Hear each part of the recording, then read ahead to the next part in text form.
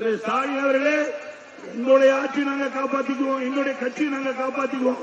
ஆனா உங்க கட்சியை அவரால் காப்பாற்ற முடியுமா? ஏன்னா இங்கிருந்து போனவர்கள் எப்பேற்பட்ட ஆளு, சாதாரணவா? திரு ஓபிஎஸ் எப்படிப்பட்டவர்? அவர் எந்த இடத்துக்கு போனாலும் ஆமா வீடு, ஆமா என்று சொல்லுவாங்க. ஆமா புகுந்த வீடோ அமினா புகுந்த வீடு மாதிரி திரு ஓபிஎஸ் கட்சி முடிஞ்சு போயிருக்க. என்னைக்கு சுயநலவாதிகள் எந்த ஒரு கட்சியில் இடம்பெற்றாலும் அந்த கட்சி அழிவுக்குத்தான் சென்று கொண்டிருக்கோம்.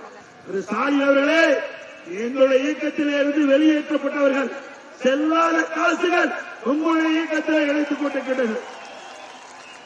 செல்லாத வீட்டுக்கு மதிப்புண்டா?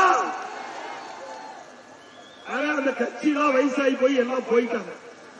ஆக நம்ம கட்சி அதிமுக ஆட்சியில யாரெல்லாம் சரியில்லையோ, இந்த இயக்கத்துக்கு யாரெல்லாம் துரோகம் விளைத்தார்களோ அவர்களெல்லாம் நாம் நீக்கப்பட்டால் நீக்கப்பட்டவர்களை திரு ஸ்டாலின் சேர்த்துக் கொண்டிருக்கின்றார்.